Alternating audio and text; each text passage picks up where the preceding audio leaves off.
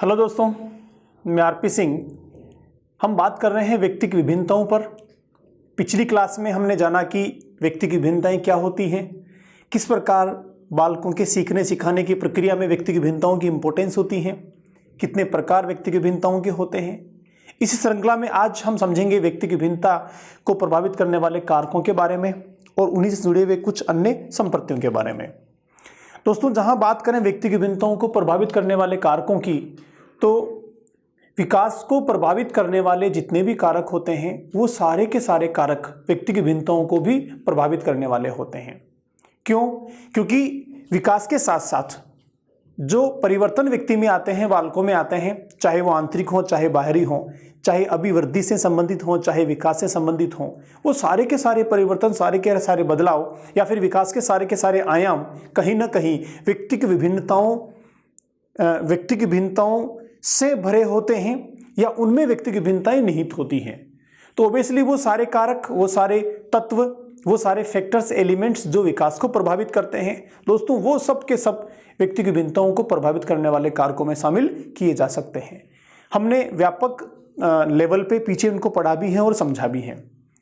आज फिर से कुछ ऐसे कारकों की हम बात करेंगे जो मुख्यतया व्यक्ति की भिन्नताओं से जुड़े हुए हैं। इनके अलावा भी कई सारे कारक हो सकते हैं, लेकिन मेन की हम बात करने वाले हैं। देखिए, पहला कारक है दोस्तों आनुवांशिकता, वंशानुक्रम।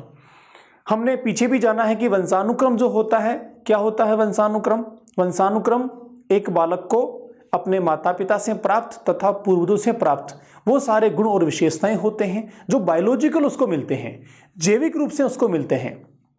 जन्म के साथ ही उस बालक में वो सारे के सारे मौजूद होते हैं और पूरे जीवन भर ये वंशानुक्रम जो आ जाते हैं, माता पिता और पूर्वजों के गुण जो बालक में आ जाते हैं, ये जीवन भर उसके विकास को प्रभावित करते रहते हैं। ऐसे ही व्यक्ति की भिन्नताओं के साथ इनका संबंध होता है।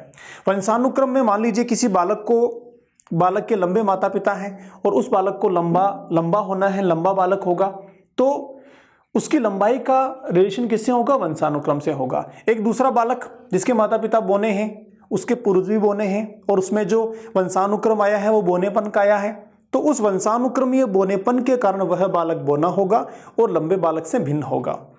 वंशानुक्रम का व्यक्ति की भिन्नताओं के साथ इतना गहरा रिलेशन होता है कि एक दंपति के मान लीजिए जुड़वा बच्चे हैं, दो जुड़वा बच्चे हैं, दोनों ने मां के गर्भ में साथ साथ अपना विकास किया है, लेकिन फिर भी जब वो आगे के जीवन में दुनिया में वातावरण के साथ आगे बढ़ते हैं तो बहुत सारी व्यक्तिगत भिन्नताएं दोनों में भी देखने को मिलती हैं। एक ही माता पिता की 2, 3, 4 संतानें हैं, उनमें भी व्यक्तिगत भिन्नताएं देखने को मिलती हैं। तो ये सारी की सारी जो व्यक्तिगत भिन्नताएं होती हैं, इन पर वंशानुक्रम का काफ़ी ज़्यादा प्रभाव पड़ता है, काफ़ी ज़्यादा रोल वंशानुक्रम का होता है। इसी को अगर हम दूसरे तरीके से बात करें तो एक वंशानुक्रम, जैसे मान लीजिए अंग्रेजों की बात करें तो इंग्लैंड में रहने वाले लोग, अंग्रेज समुदाय के जो लोग हैं, वो तुलनात्मक गोरे होते हैं, लंबे चौड़े होते हैं, थोड़ा उनकी पर्सनालिटी ज़्यादा अच्छी होती है। तो वो गोरे माता पिता की संतान गोरी होगी, फिर उनसे आगे भी गोरी होगी और पूरी की पूरी अंग्रेज प्रजाति वहाँ बन गई। तो इसके पीछे भी क्या है? वंशानुक्रम है। वंशानुक्रम के चलते ही यह एक विभिन्न प्रजाति या नस्ल वहां पर बन गई। इसी के साथ हम बात करें अफ्रीकन लोगों की, निग्रो लोगों की, तो वहां भी क्या हुआ? निग्रो माता पिता दोनों काले हैं, छोटे हैं, नाटे कद के हैं, उनकी संतान भी उसी तरह की हुई, उनकी संतान भी उसी तरह की हुई, उनकी संतान भी उसी तरह की हुई। आगे से आगे ये प्रक्रम चलता चला गया और एक पूरा समूह बन गया निग्रो प्रजाति का या फिर काले लोगों का। तो एक पूरा समूह या प्रजाति जो बन गई, इसके पीछे कारण क्या हुआ? वंशानुक्रम। अब अंग्रेज प्रजाति और निग्रो प्रजाति दोनों में कितना डिफरेंस हो गया, दोनों में कितना व्यक्तिगत विभिन्नताएं हो गई, उसके पीछे कारण क्या रहा? उसके पीछे कारण रहा वंशानुक्रम। और भी कारण होते हैं लेकिन मुख्यतया वंशानुक्रम होता है। तो इस प्रकार दोस्तों वंशानुक्रम जो होता है व्यक्तिगत भिन्नताओं में बहुत महत्वपूर्ण भूमिका निभाता है। व्यक्तिगत भिन्नताओं के बनने में, विभिन्नताएं होने में महत्वपूर्ण भूमिका होती है वंशानुक्रम की। आगे चलते हैं दूसरे कारक पे, जो है वातावरण, एनवायरमेंट। एनवायरमेंट किसे कहते हैं? वो सभी शक्तियां, वो सभी कारक जो व्यक्ति को बाहर से प्रभावित करते हैं, उन्हें वातावरण कहा जाता है। या फिर हम अगर व्यापक दृष्टि से वातावरण को समझें तो वातावरण जो है वंशानुक्रम को छोड़कर वे सभी कारक जो किसी भी रूप में बालक के विकास को, बालक के व्यक्तित्व को या बालक की व्यक्तिगत भिन्नताओं को प्रभावित करते हैं, उन सबको कहा जाता है साथियों वातावरण। वातावरण मुख्यतया भौतिक वातावरण होता है, उसके अलावा सामाजिक वातावरण, आर्थिक वातावरण, मनोवैज्ञानिक वातावरण, संवेगात्मक वातावरण, परिवार का वातावरण, विद्यालय का वातावरण। कुल मिला के बालक छोटे से बड़े होने के दौरान जिस जिस परिवेश से उसका वास्ता पड़ रहा है, जिस परिवेश में वह विकास को प्राप्त कर रहा है, वो पूरा का पूरा परिवेश कहलाता है उसका वातावरण। दोस्तों, वातावरण भी काफी हद तक व्यक्ति की भिन्नताओं को प्रभावित करने वाला कारक होता है। अभी मैंने 2 एग्जाम्पल दिए आपको, अंग्रेज प्रजाति का एग्जाम्पल दिया और निग्रोस का एग्जाम्पल दिया। अंग्रेज गोरे क्यों हुए? क्योंकि ठंडे प्रदेशों में रहते हैं। निग्रोस काले क्यों हुए? क्योंकि वो भूमध्य रेखा पे स्थित हिस्से में रहते हैं जहां पर सूर्य की रोशनी तेज आती है। तो वहां ठंडे प्रदेश है, बर्फ गिरती है, सूर्य की रोशनी कम आती है। यहां गर्म प्रदेश है, सूर्य की रोशनी ज्यादा आती है। इसके चलते भी दोनों के रंग में ये अंतर आ गया है। तो किसका फर्क हुआ? वातावरण का फर्क हुआ साथियों। आप देखिए वंशानुक्रम के साथ वातावरण कैसे इसको प्रभावित करता है व्यक्ति की भिन्नताओं को। मान लीजिए एक दंपति हैं, राजस्थान में जयपुर के रहने वाले हैं, उनके यहाँ जुड़वा बच्चे पैदा हो गए। एक बच्चा जो है वो जयपुर में उनकी फैमिली उसको बड़ा कर रही है और दूसरे बच्चे को वो साउथ में लेके चले गए। साउथ में उनका जॉब है, मान लीजिए केरला में उनका जॉब है, त्रिशूर में चले गए। त्रिशूर में जॉब है, वहां वो नौकरी करते हैं। एक बच्चे को वहां लेके चले गए और एक बच्चा यहाँ जयपुर में उनके माता पिता के पास रह गया। दोनों ही बच्चे जुड़वा हैं, एक ही दंपति की संतान है। अब धीरे धीरे दोनों बड़े हो रहे हैं। कुछ वर्षों बाद जब दोनों को देखा जाता है तो आसानी से कोई देखने वाला बता सकता है कि दोनों में काफी डिफरेंस है। ये डिफरेंस कैसे हो सकता है? एक जो जयपुर में पल रहा है, दूसरा जो केरला में पल रहा है। हो सकता है केरल का जो एटमॉस्फेयर है उस वातावरण के कारण उसका रंग थोड़ा सा हल्का सा सांवला हो जाए तुलनात्मक जयपुर वाले के। इसके बाल जो है थोड़े काले और घने हो जाएं क्योंकि वहां कोकोनट और इस तरह का एटमॉस्फेयर होता है। जो केरल में है उसकी इंग्लिश में, उसकी बोलचाल में इंग्लिश का ज्यादा स्थान होगा, वहां की लोकल लैंग्वेज का स्थान होगा। उसकी टोन, चलना फिरना, उठना बैठना, सारी की सारी गतिविधियों पर वहां के लोकल वातावरण का बहुत ज्यादा प्रभाव पड़ेगा। और जो जयपुर में है, जयपुर वाले पे यहाँ के लोकल वातावरण का प्रभाव पड़ेगा। और आगे चल के दोनों में कई सारी व्यक्तिगत विभिन्नताएं बन जाएगी धीरे धीरे बड़े होने के साथ। तो ये व्यक्तिगत विभिन्नताएं क्यों बनी? ये बनी साथियों वातावरण के कारण। दोनों एक ही माता पिता की संतान है, जुड़वा बच्चे हैं, तो वंशानुक्रम तो काफी हद तक दोनों में सेम हुआ ना, लेकिन फिर भी अंतर आ गया। अंतर क्यों आ गया? वातावरण के चलते आ गया। कहीं भी एक समूह है, मान लीजिए उस समूह में आप देखते हो अच्छा ये तो शायद साउथ का रहने वाला है, हम देख के आइडियल बना लेते हैं। अच्छा ये शायद ये हिमाचल या कश्मीर का रहने वाला है, ये शायद उधर अरुणाचल प्रदेश का है, नागालैंड का कहीं का रहने वाला है। अच्छा ये हरियाणवी लगता है, लंबा चौड़ा है। तो हमने ऐसे देखकर एक एरिया वाइज किसी व्यक्ति को टाइटल दे दिया। ऐसा हर व्यक्ति के साथ में लागू नहीं होता है, लेकिन सामान्यतया हम बता सकते हैं। कई लोगों पे अगर देखा जाए तो हमने क्या देखा कि जो नाटे कद का था, जिसकी नाक थोड़ी बैठी हुई थी, वो शायद पूर्वोत्तर राज्यों का होगा। जो थोड़ा सांवला है, बाल घुंघराले हैं, वो शायद साउथ का होगा। जो लंबा चौड़ा सुंदर और अच्छी सॉफ्ट स्किन का है, वो शायद हिमाचल या जम्मू कश्मीर का होगा। जो एकदम लंबा चौड़ा तंदुरुस्त सा होगा, शायद वो आपके हरियाणा का होगा। तो ये जो डिफरेंस हमने देखते ही हमें थोड़ा सा पता चला ये डिफरेंस क्यों आए। ये डिफरेंस आए लोकल भौगोलिक वातावरण के चलते। तो ऐसे कई, किसी भी मायने में आप सोच के देखो, किसी भी एंगल पे आप सोच के देखो, वातावरण जो है वो व्यक्ति की भिन्नताएं बनाता है या फिर व्यक्ति की भिन्नताओं में वातावरण का बहुत बड़ा रोल होता है। इसलिए हम कहेंगे कि व्यक्ति की भिन्नताओं को प्रभावित करने वाला कारक वातावरण भी होता है। मुख्यतया ये दोनों हैं, वंशानुक्रम होता है और वातावरण होता है। विकास को प्रभावित करने वाले भी यही दोनों मुख्य कारण होते हैं और व्यक्ति की भिन्नताओं को प्रभावित करने वाले ही दोनों मुख्य कारण होते हैं। इनके अतिरिक्त अन्य कई सारे कारक हैं जो व्यक्ति की भिन्नताओं को प्रभावित करते हैं, जैसे बुद्धि हो गया, इंटेलिजेंस। बुद्धि एक ऐसी मानसिक संकल्पना होती है जो किसी भी कार्य को करने के लिए व्यक्ति में बौद्धिक क्षमताएं प्रदान करती हैं। विभिन्न तत्वों और कारकों का संगठन होती हैं। इसका वितरण समान नहीं होता है। बस क्योंकि वितरण समान नहीं होता है इसलिए बुद्धि व्यक्ति की भिन्नताएं पैदा करती है। किसी में बुद्धि की मात्रा ज्यादा है, किसी में कम है, किसी में कौन से वाली है, किसी में कौन से वाली है। तो बुद्धि भी व्यक्ति की भिन्नताओं को बनाती है।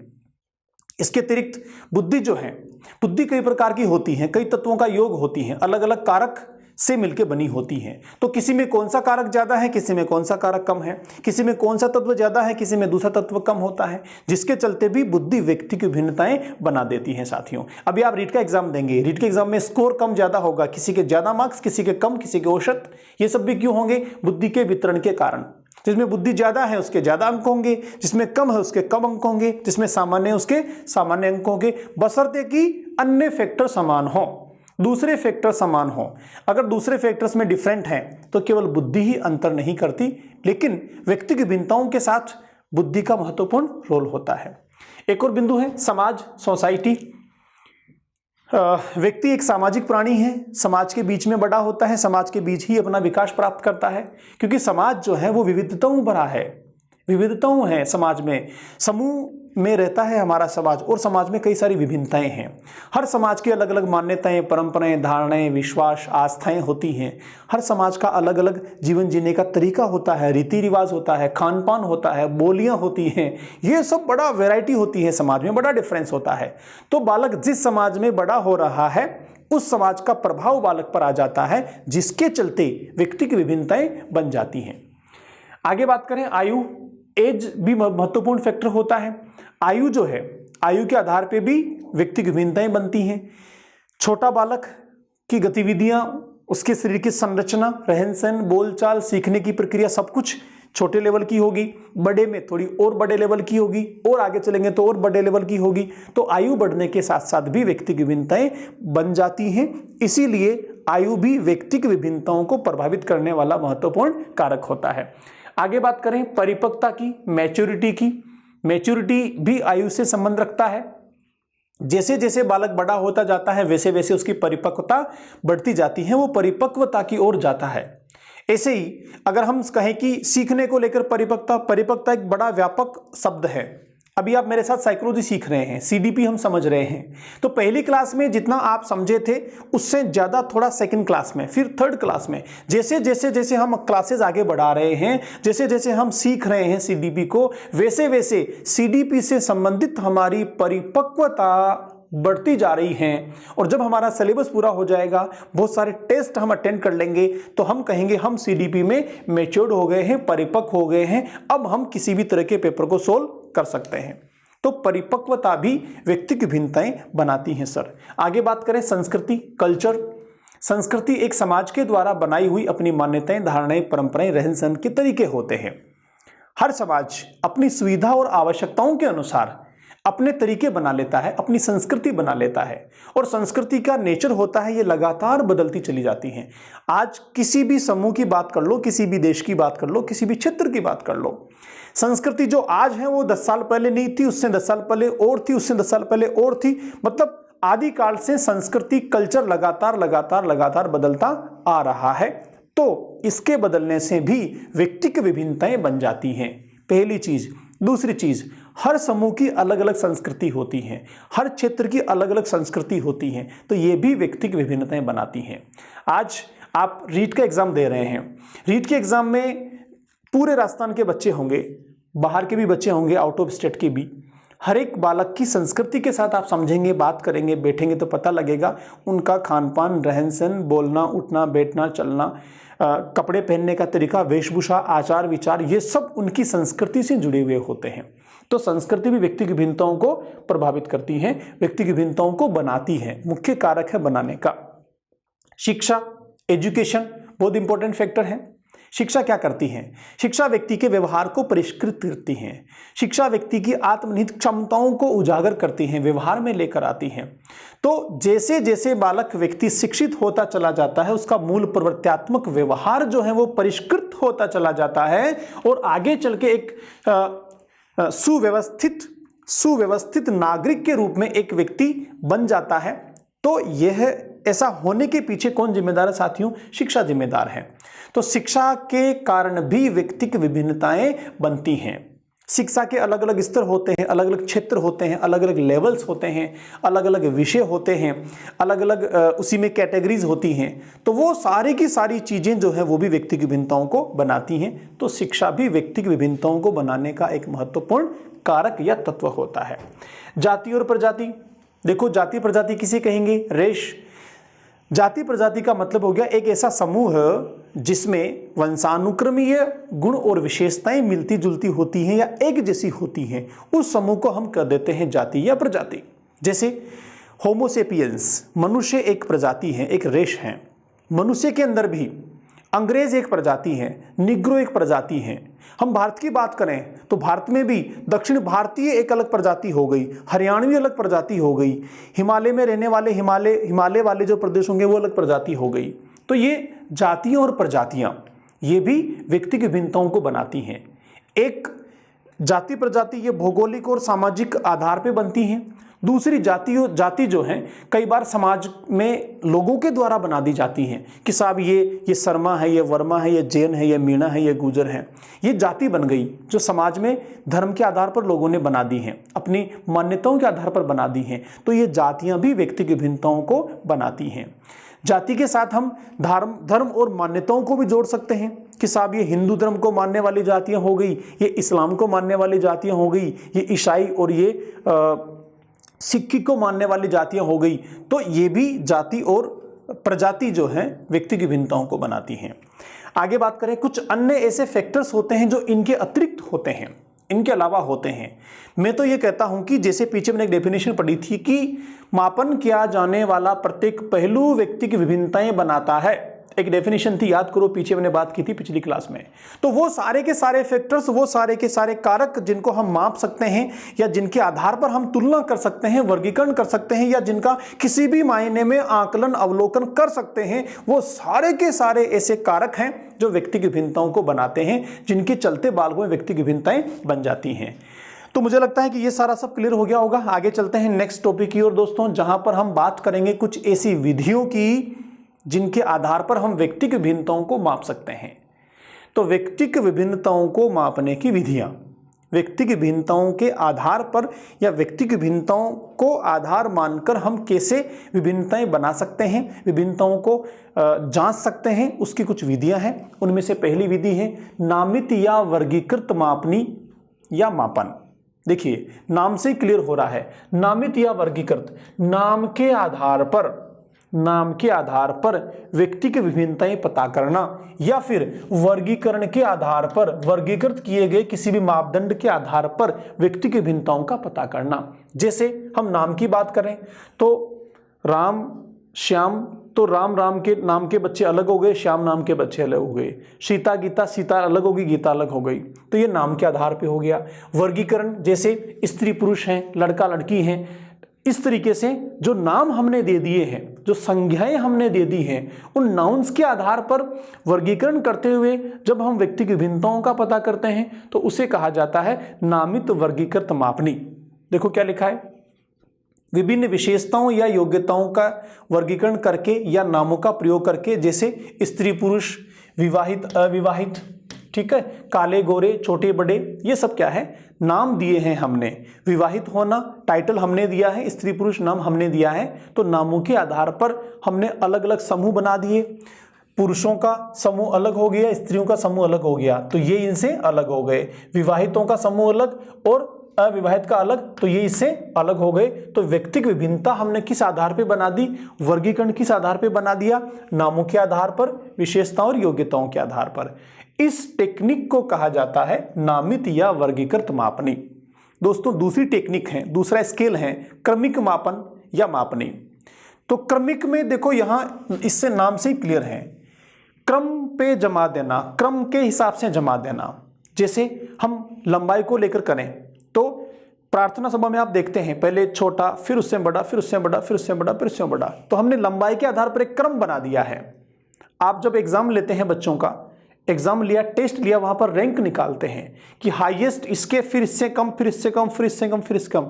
तो वरीयता जो बनती है वो भी क्या है, क्रम है। किसका क्रम है, बालकों का, परीक्षा में बैठने वाले स्टूडेंट्स का क्रम है। किसके आधार पर बना दिया आपने, उनके प्राप्तांकों के आधार पर। तो इस तरीके से जो आपने वर्गीकरण कर दिया, इस तरीके से जो व्यक्ति की भिन्नताएं बना दी, उसे कहा जाता है, उस तकनीक को कहा जाता है क्रमिक मापन या मापनी।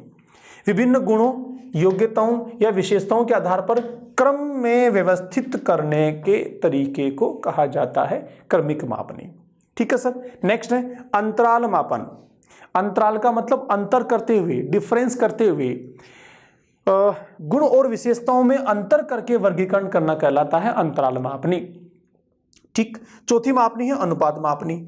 यह सबसे विकसित मापनी होती है जिसमें गुण विशेषताओं के अनुपात या मात्रा को दर्शाया जाता है, जहां अंक को आधार माना जाता है। जैसे बुद्धि लब्धि है, बुद्धि लब्धि में ये प्रतिभाशाली हो गए, ये आपके सामान्य हो गए, ये मंदबुद्धि हो गए, हमने एक अंक दे दिया, तो वहाँ वो जो है उसे कहते हैं अनुपात मापनी, जहाँ रेशियो पोर्शन में हम व्यक्ति की भिन्नताओं का पता करते हैं। हमने वजन के आधार पे कहा कि साहब ये इतने किलो वाला, ये इतने किलो वाला, लंबाई के आधार पे कहा कि साहब ये इतने फिट का, ये इतने फिट का। तो जहाँ निश्चित मापन होता है, जहाँ पर अंक प्रदान किए जाते हैं, जहाँ एक निश्चित अनुपात को रखा जाता है, उसके आधार पर जो हम व्यक्ति की विभिन्नताएं बना देते हैं, समूह बना देते हैं, वर्गीकरण कर देते हैं, इस टेक्निक को, इस तकनीक को कहा जाता है साथियों अनुपात मापन। और ये जो तकनीक है ये सबसे उच्च लेवल की है, सबसे उच्च स्तर की होती है, सबसे विकसित मापनी कहलाती है। अगर आपसे पूछे कि चारों में से व्यक्ति की भिन्नताओं को मापने के लिए सबसे उच्च स्तरीय मापनी कौन सी है, कौन सी टेक्निक आप सबसे पहले प्राथमिकता में लेंगे, तो आपका आंसर होगा अनुपात मापनी। तो ये कुछ 4 स्केल हैं, मापनियां हैं, मेजरमेंट के तरीके हैं जिनसे हम व्यक्ति की भिन्नताओं के आधार पर वर्गीकरण कर सकते हैं। आगे चलते हैं नेक्स्ट टॉपिक और साथियों, जहां हम बात करेंगे व्यक्ति की विभिन्नता के अध्ययन की विधियों पर, अर्थात व्यक्ति की विभिन्नता का अध्ययन किन किन विधियों के द्वारा किया जा सकता है, या कौन कौन सी टेक्निक्स और तकनीकी हैं जो व्यक्ति की भिन्नताओं को निकालती हैं। जैसे बुद्धि परीक्षण, ये मनोवैज्ञानिक टेक्निक है, ये सारी की सारी साइकोलॉजिकल टेक्निक्स हैं, मनोवैज्ञानिक टेक्निक्स हैं, और ये सारी अध्ययन की जो विधियां हैं ये मनोवैज्ञानिकों के द्वारा बनाई गई हैं, विशेष मापदंड और तरीकों पर आधारित होती हैं, और सारी की सारी व्यक्ति के आंतरिक गुणों या मनोसामाजिक गुणों के आधार पर वर्गीकरण करने वाली हैं। देखिए बुद्धि परीक्षण, बुद्धि परीक्षण हम आगे पढ़ेंगे, एक बुद्धि को मापने का परीक्षण है, बीने ने शुरू किया था, फ्रांस के मनोवैज्ञानिक हैं अल्फ्रेड बीने। आगे चल के कई मनोवैज्ञानिकों ने इसमें संशोधन भी किए और कई सारी बुद्धि के परीक्षण की के मापन बने, टेक्निक्स बनी, या फिर उसके तरीके बने, कई सूत्र भी इसमें दिए गए हैं। तो बुद्धि के आधार पर जब हम बालकों को या व्यक्तियों को वर्गीकृत कर देते हैं, उनकी व्यक्तिगत विभिन्नताओं का पता लगा लेते हैं, तो यह एक टेक्निक हो गई, एक विधि हो गई व्यक्तिगत विभिन्नताओं को मापने की, बुद्धि परीक्षण। ऐसे ही दूसरा है उपलब्धि परीक्षण, अचीवमेंट टेस्ट। अचीवमेंट टेस्ट पीछे पढ़ा है हमने, हम जब अभिप्रेरणा पढ़ रहे थे तब मैंने बताया था आपको अचीवमेंट टेस्ट। अचीवमेंट टेस्ट उपलब्धि परीक्षण जो है वो तो उपलब्धि प्रेरणा था जो हमने पीछे पढ़ा है, अचीवमेंट मोटिवेशन था, ये उपलब्धि परीक्षण है। उपलब्धियों के परीक्षणों के आधार पर तो किसकी किस तरह की उपलब्धियां हैं, कितनी उपलब्धियां हैं, उन उपलब्धियों को अचीवमेंट के आधार पर भी हम व्यक्ति की भिन्नताओं का पता लगा लेते हैं। तीसरा है दोस्तों संवेग परीक्षण, विभिन्न इमोशंस के आधार पर कि किसके इमोशन कौन से हैं, सकारात्मक है कि नकारात्मक है। सकारात्मक है तो उसमें किस संवेग का ज्यादा स्तर किसी बालक में है, किसका कम है। नकारात्मक है तो कौन सा वाला है। अच्छा, नकारात्मक में किसी एक संवेग को लेकर ही बात करें, मान लो क्रोध एक नकारात्मक संवेग है, तो क्रोध भी मान लो 20 बालक हैं और 20 बालकों के क्रोध संवेग को लेकर हम समझें तो किसी बालक का सबसे ज्यादा होगा, फिर किसी का उससे थोड़ा कम होगा, फिर उससे थोड़ा कम होगा। 20 के 20 बालकों का क्रोध संवेग भी एक जैसा नहीं हो सकता है। तो संवेगों का परीक्षण करके भी हम व्यक्ति की भिन्नताओं का पता लगा सकते हैं। अभिक्षमता, एप्टीट्यूड टेस्ट आगे पढ़ेंगे।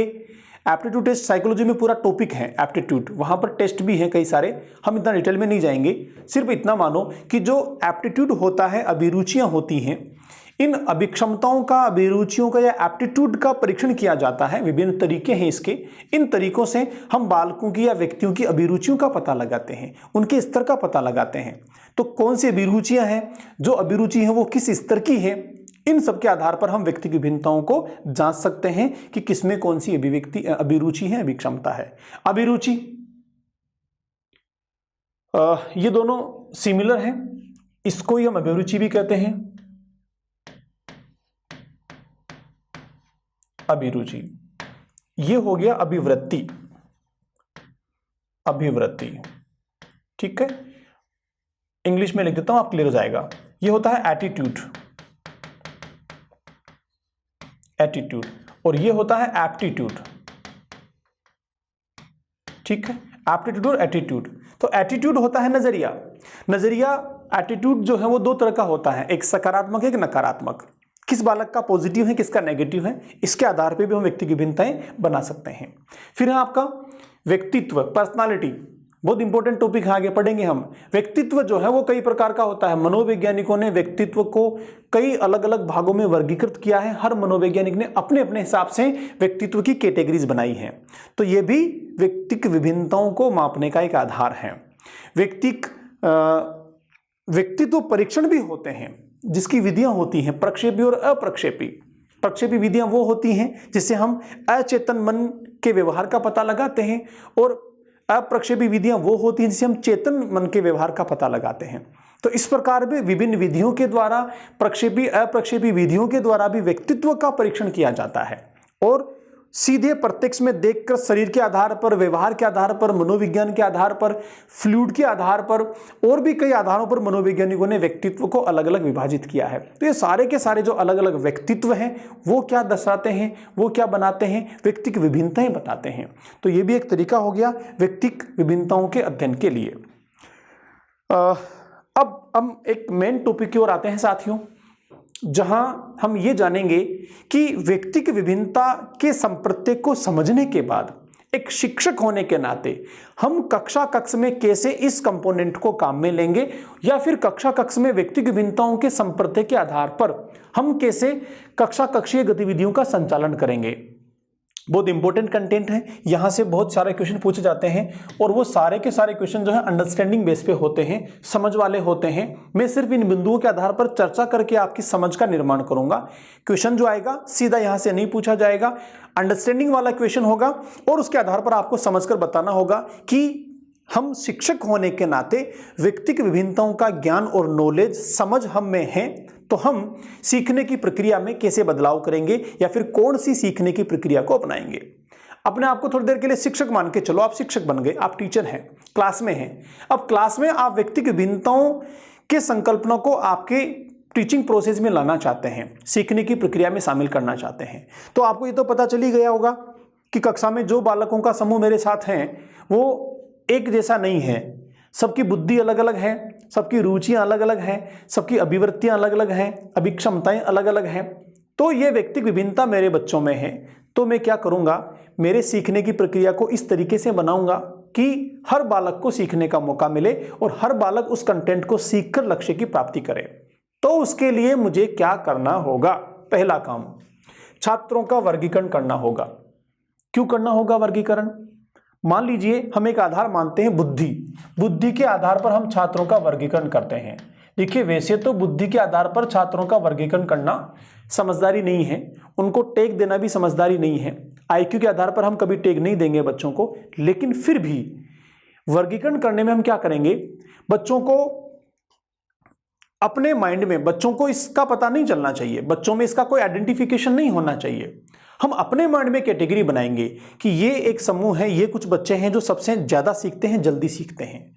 अच्छा, ये एक समूह है जो तुलनात्मक सामान्य है, इनसे धीमे सीखता है, और ये एक समूह है जो सबसे धीरे सीखता है। अब एक 3 समूह आपके पास बन गए। इन तीनों समूह में आप क्या करेंगे, तीनों समूह के लिए जो गतिविधियां बनाएंगे वो 3 तरह की गतिविधियां बनाएंगे। जो तेज सीखने वाले हैं उनकी गतिविधियां थोड़ी उच्च स्तर की होगी, गतिविधियों की मात्रा और संख्या भी ज्यादा होगी। जो सामान्य है वो सामान्य के लिए होगी, और जो धीरे सीखने वाले हैं उनके लिए अतिरिक्त गतिविधियां होंगी जो सामान्य और उच्च लेवल से हल्के लेवल की होगी। उन्हें हम वहां से सिखाना शुरू करेंगे जहां तक उनको आता है, चाहे उनका कोई भी लेवल हो। जैसे देखो, इसको लेके मैं समझाता हूं। ये बुद्धि का हो गया। बुद्धि के आधार पर अधिगम स्तर को लेकर हम बात करें, जो मुख्य होता है अधिगम स्तर होता है।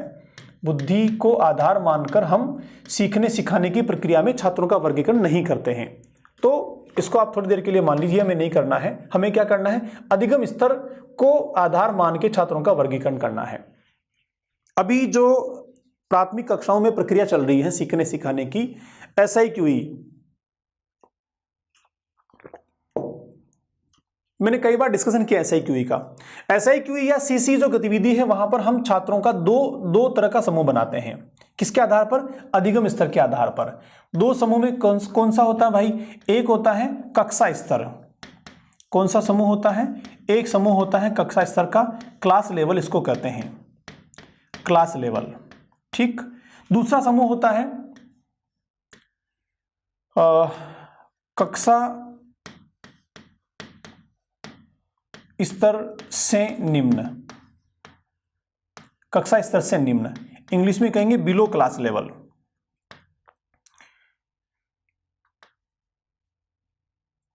Below class level. दो समूह हमारे पास में हो गए, एक क्लास लेवल का हो गया, एक बिलो क्लास लेवल का हो गया। अब यहां पर हम शिक्षक होने के नाते जब हम गतिविधियां बनाएंगे तो दो तरह की गतिविधियां बनाएंगे, एक उन बच्चों की जो क्लास लेवल के हैं, दूसरी गतिविधियां उन बच्चों की जो बिलो क्लास लेवल के हैं।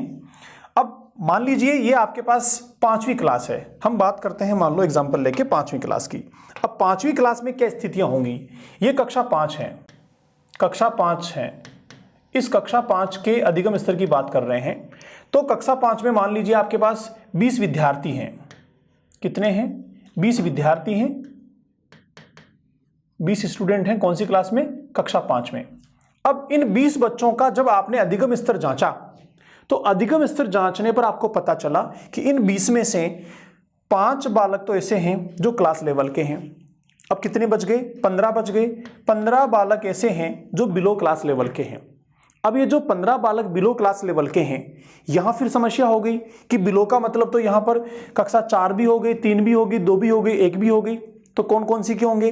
तो हम इन 15 के साथ फिर से एक्सरसाइज करेंगे, इन 15 को फिर से हम कैटेगराइज करेंगे। कैसे? कि 15 में से हो सकता है कोई बालक चौथी के लेवल का हो, कोई बालक तीसरी के लेवल का हो, कोई बालक दूसरी के लेवल का हो, और संभवतया कोई बालक कक्षा 1 के लेवल का भी हो सकता है। हमने इनके साथ कुछ आकलन किया, कुछ टेक्निक अपनाए, टूल्स अपनाए। BLA बोलते इस प्रक्रिया में बेसलाइन असेसमेंट। आगे पढ़ेंगे तो बताऊंगा मैं आपको। हमने बेसलाइन अपनाई और बेसलाइन पे क्या पता चला कि इन 15 में से 3 बालक ऐसे हैं जो चौथी के लेवल के हैं, 5 बालक ऐसे हैं जो तीसरी के लेवल के हैं, 6 ऐसे हैं जो सेकंड के लेवल के हैं, और कितने हो गए? 3 और 5 8, 14, और एक ऐसा है जो आपका पहली के लेवल का है। ठीक है। अब आप क्या करेंगे? आपके पास बच्चे हैं टोटल 20, स्टूडेंट हैं 20, क्लास है 5, लेकिन यहां पर कितनी वैरायटी आ गई? आपके पास 5 बच्चे हैं जो क्लास लेवल के हैं, 3 बच्चे चौथी के लेवल के हैं, 5 बच्चे तीसरी के लेवल के हैं, 2 सेकंड के लेवल के हैं, और 1 पहले के लेवल का है। अब आपने जो इनको ये वर्गीकरण कर दिया, इसका आधार क्या रखा? अधिगम स्तर। इनका लर्निंग लेवल इसका आधार था। लर्निंग लेवल के आधार पर आपने इनको वर्गीकृत कर दिया था। लर्निंग लेवल के आधार पर आपने एक टेस्ट बनाया, एक परीक्षा ली इनकी, और उस परीक्षा में प्राप्त अंकों के आधार पर आपने ये वर्गीकरण कर दिया। अब आप इनके साथ जब काम करेंगे तो आप गतिविधियां बना के लाएंगे दो तरीके की, एक क्लास लेवल की गतिविधि बनाएंगे और दूसरी क्लास से निम्न स्तर की गतिविधि बनाएंगे। जो क्लास से नीचे के लेवल की गतिविधि है वहां भी आप क्या करेंगे? कुछ गतिविधियां होंगी जो कक्षा 4 के लेवल की होगी, कुछ 3 की, कुछ 1 की, और कुछ सेकंड के लेवल की होंगी। तब जाके आप हर बच्चे के साथ गतिविधियां संचालित कर पाएंगे। तब जाके आपकी कक्षा पूरी होने पर आप देखेंगे कि मेरे जो पहली के लेवल का बच्चा था वो अब सेकंड के लेवल पे आ रहा है, सेकंड के लेवल का बच्चा थर्ड पे आ रहा है, और थर्ड वाला बच्चा फोर्थ पे आ रहा है, और ये फोर्थ वाला बच्चा क्रम आगे बढ़ते हुए अधिगम स्तर पे 5वीं के लेवल पर आ रहा है।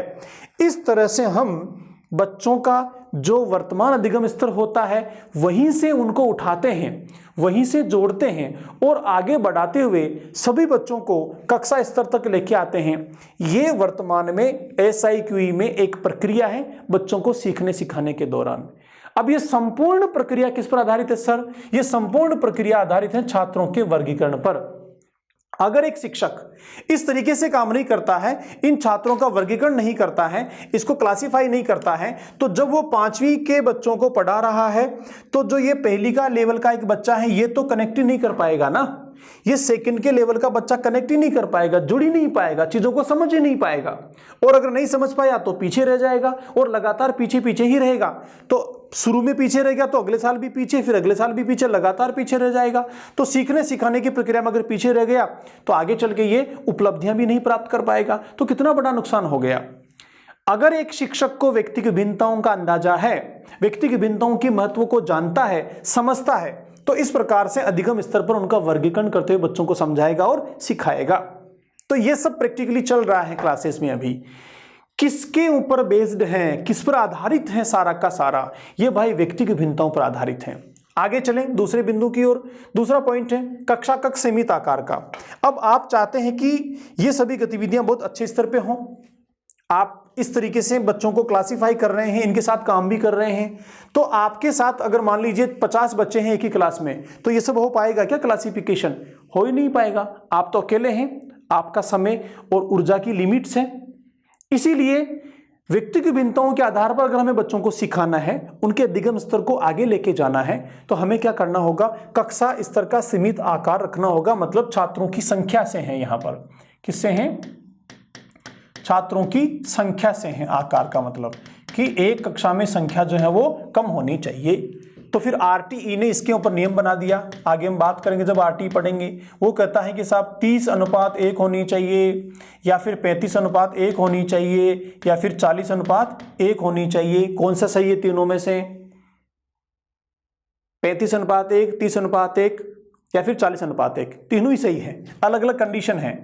आगे बात करेंगे हम कौन कौन सी कंडीशन में क्या अनुपात होता है। लेकिन आरटीई में हमारी सरकार ने तय कर दिया है कि अनुपात जो है बच्चों का इसी में रहेगा। एक शिक्षक पर 30 बच्चे होंगे, 35 या फिर 40 बच्चे होंगे। तो ये है कक्षा का सीमित आकार। ठीक है सर। अगला है उपयुक्त शिक्षण विधियां। हमने उपागम पढ़े थे पीछे, आप याद करो। अधिगम उपागम हमने पीछे पढ़ा था। निर्मितवादी उपागम पढ़ा था हमने, वहां पर पढ़ा था। अन्वेषण उपागम पढ़ा था, समस्या समाधान उपागम पढ़ा था, कॉन्सेप्ट मैपिंग पढ़ा था। तो वो सारे के सारे जो उपागम थे, वो सारे के सारे उपागम क्या हैं? वो हमारी शिक्षण की उपयुक्त विधियां हैं। अगर हम बच्चों के व्यक्ति की भिन्नताओं के आधार पर काम कर रहे हैं, बच्चों की व्यक्ति की भिन्नताओं के आधार पर उनको सिखा रहे हैं, तो उनके स्तर के अनुसार ही हमें शिक्षण विधियों को अपनाना पड़ेगा। तब जाके हम बच्चों को सिखा पाएंगे, उनके अधिगम स्तर को आगे बढ़ा पाएंगे। इसी को लेके समझते हैं। मान लीजिए आपके पास ये वैरायटी है बच्चों की, 20 बच्चों के साथ। आप जब इस पहली के बच्चे के साथ काम कर रहे हैं, तो क्या व्याख्यान विधि का प्रयोग कर सकते हैं? जी नहीं। यहां तो अनुकरण विधि काम बतानी पड़ेगी, प्रयास पे काम करना पड़ेगा, अभ्यास करवाना पड़ेगा। इसी कक्षा का जो बच्चा 5वीं के लेवल का है, उसके साथ आप थोड़ी बहुत व्याख्यान विधि प्रयोग कर सकते हैं। तो आप बच्चों के लेवल के हिसाब से उपयुक्त शिक्षण विधियों को प्रयोग करेंगे, तब ही जाके बच्चे चीजों को सीख पाएंगे। अगला है उपयुक्त पाठ्यक्रम, बहुत इंपॉर्टेंट है। अभी एनसीएफ है, नेशनल करिकुलम फ्रेमवर्क 2005, जो वर्तमान में लागू है। ये जो एफ है फ्रेमवर्क पाठ्यचर्या, यूनिट 5 में पढ़ेंगे अपन डिटेल से। ये जो फ्रेमवर्क है सर, पाठ्यचर्या है, ये पाठ्यचर्या हमें ऐसे टेक्निक और तरीके सुझाती हैं, जिनके आधार पर हम कक्षों में सीखने सिखाने की गतिविधियों को संचालित करते हैं।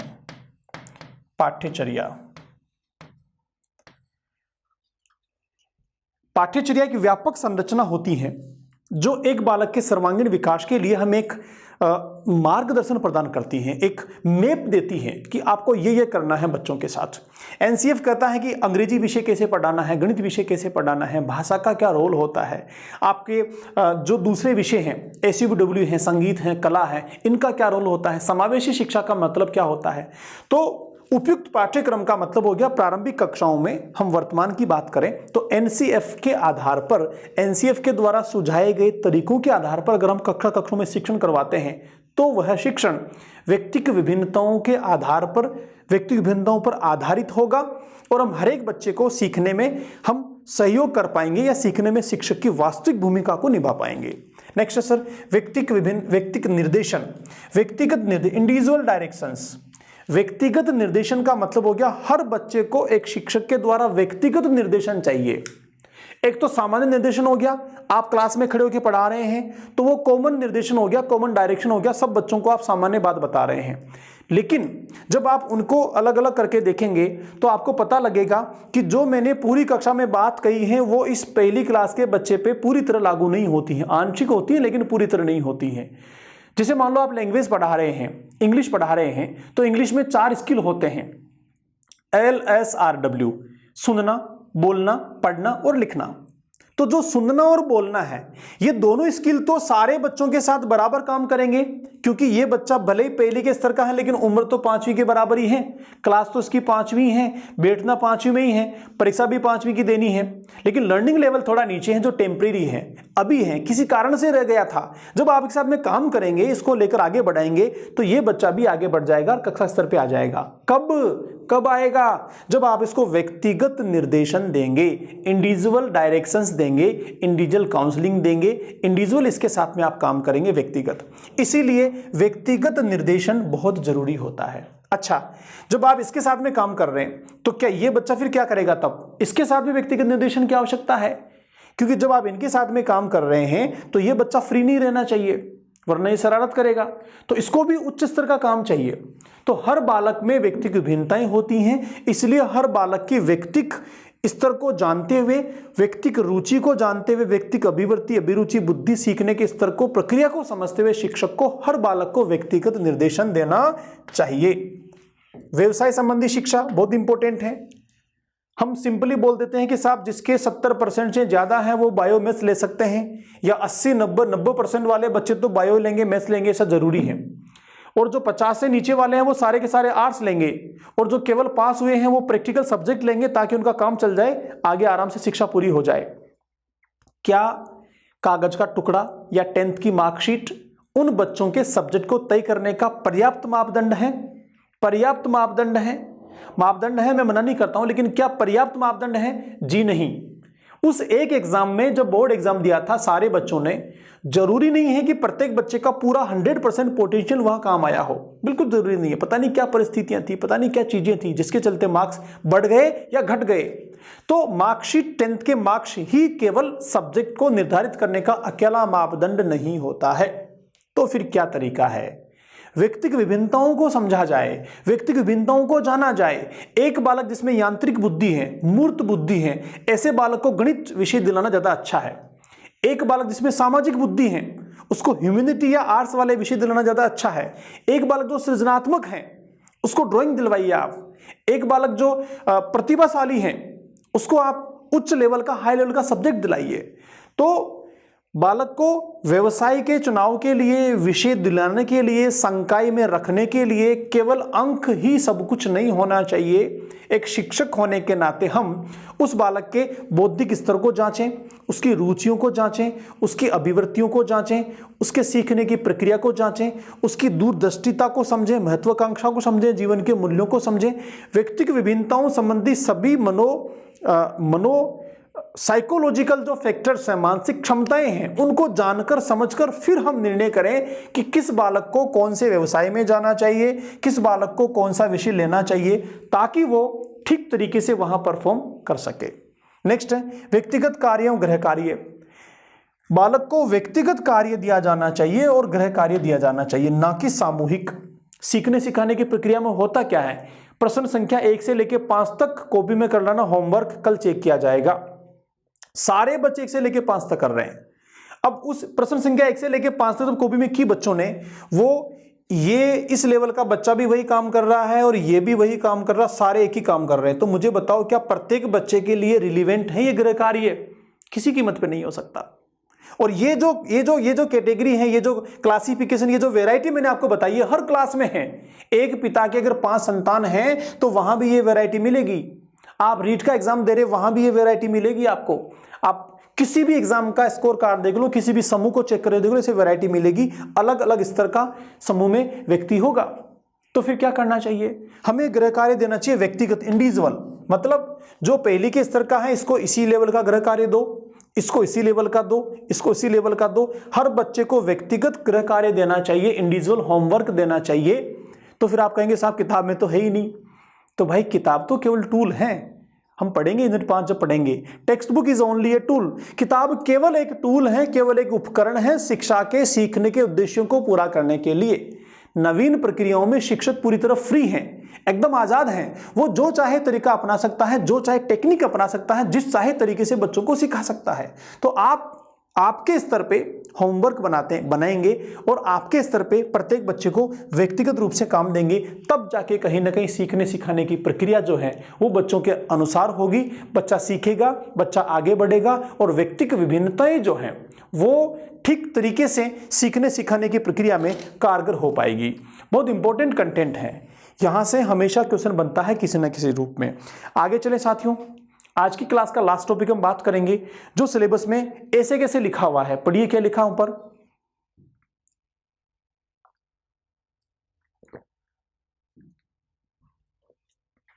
देखिए, भाषा, जाति, लिंग, समुदाय, धर्म के आधार पर विभिन्नता की पहचान।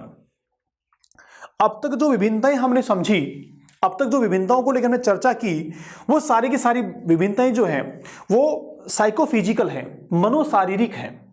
मतलब मन मस्तिष्क से संबंधित है या फिर शरीर से संबंधित है।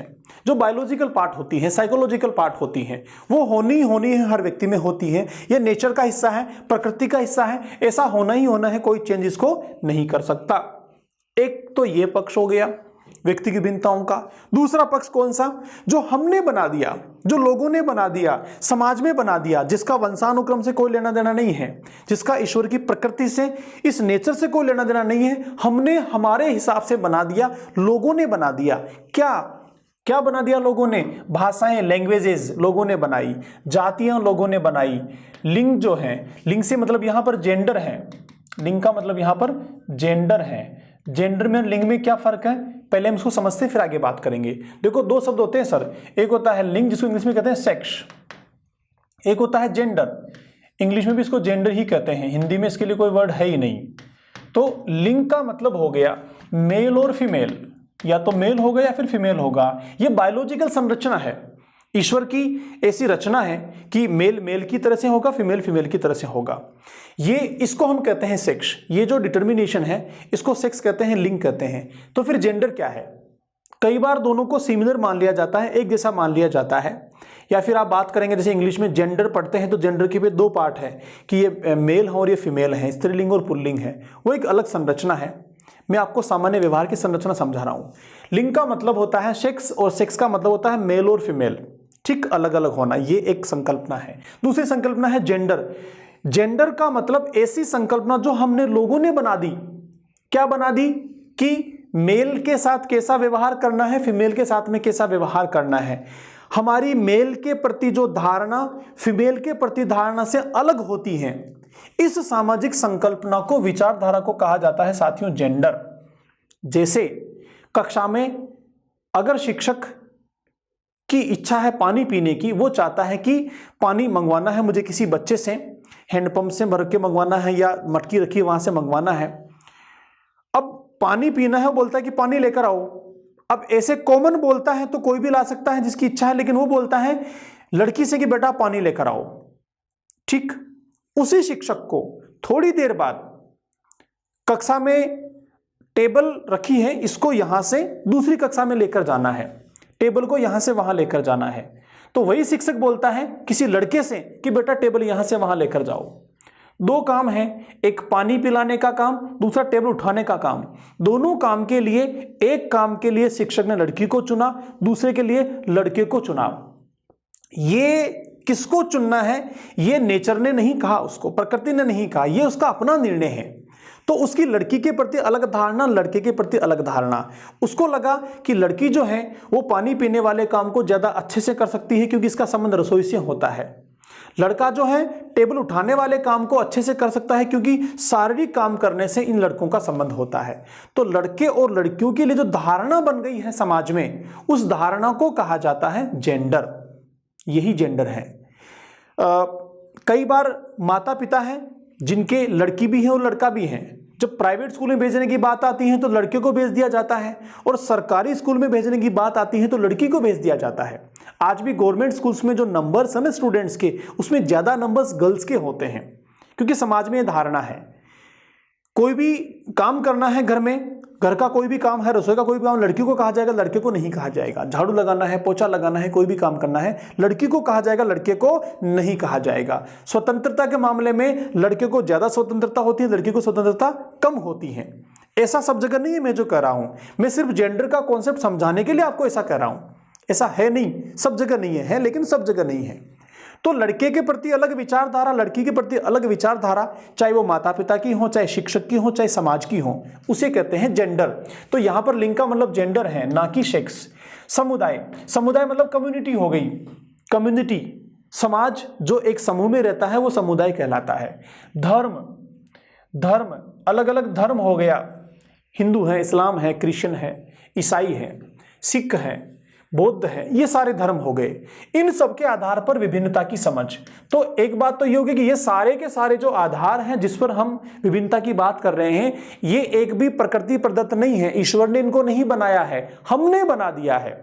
लिंग मैंने क्लियर कर दिया, ये सेक्स नहीं है, ये धारणा है, तो ये भी हमने बनाई, ईश्वर ने नहीं बनाई। तो इनके आधार पे भी हमारे समाज में, समूह में, कक्षा में, बच्चों में व्यक्तिगत विभिन्नताएं पाई जाती है। ये कॉन्सेप्ट है और एक शिक्षक होने के नाते हमें इसकी भी समझ होनी चाहिए, ताकि हम बच्चों के साथ जब काम कर रहे हों तो व्यक्तिगत विभिन्नता की इंपॉर्टेंस हमारे समझ में आए। देखते हैं क्या लिखा है, एक बार समझिए आप।